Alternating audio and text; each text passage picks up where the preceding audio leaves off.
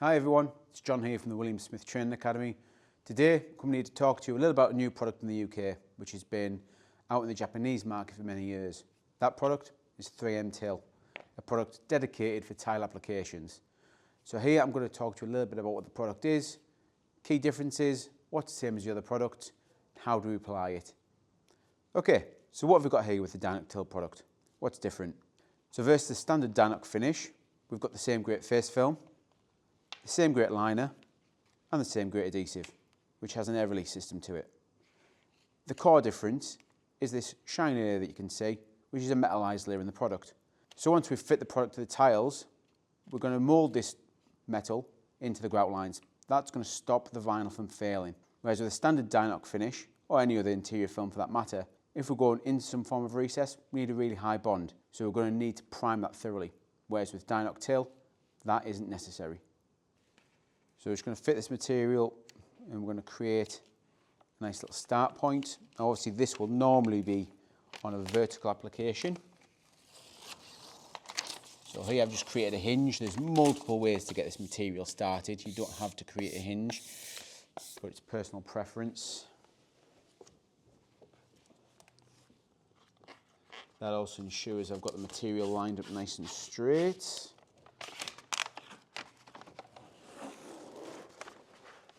Take off a percentage of that liner, keep it under tension, nice firm overlap and squeegee strokes, not catching up to the liner too much, remove a bit more liner.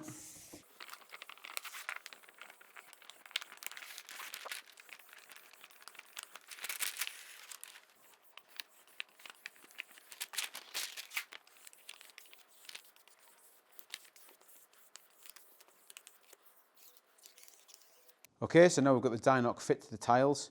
Now we need to get our tools to start moulding this material in. A big part of it is finding something that has a very similar profile to the grout. So, could use something like a small channel roller, maybe even the end of a push stick. Even if something as trivial as the end of a Sharpie pen. Main thing I'm looking for is something with that rounded profile and something that's not sharp. I don't want to unnecessarily damage the material.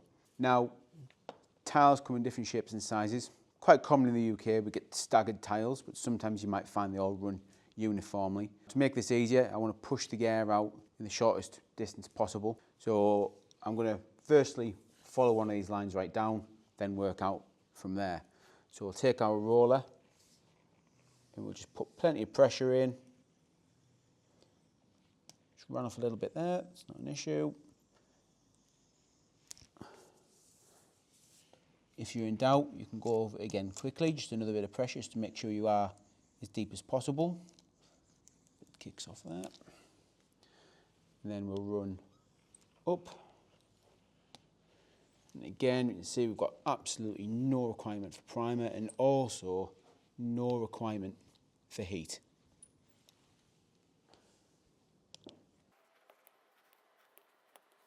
Now we've chased it down to this recess. And I'll start again.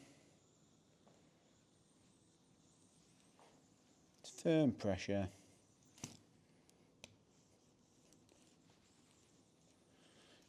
One little pass to double check.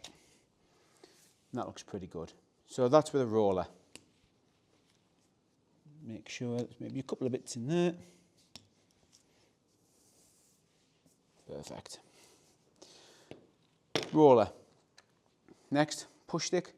So again, maybe not as easy as what the roller will be, but depending on what we've got, will work nicely. So we're just going to find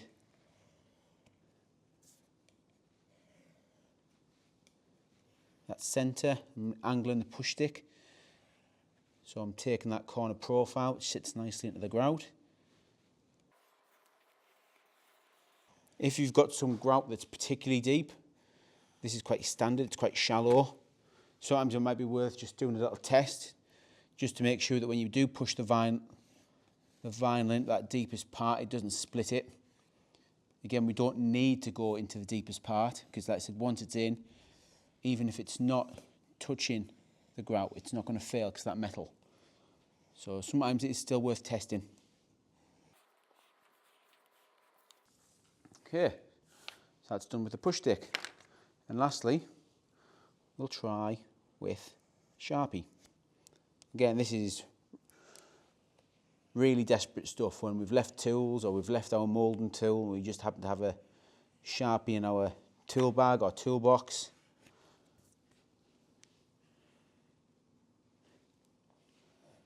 As long as it's nice and round, it's smooth, it's not going to damage the film, it works.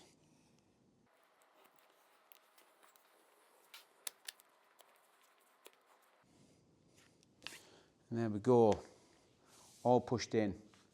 Now the other consideration that we've got, that like it is on a big tile space, there'll be some form of overlaps to do somewhere.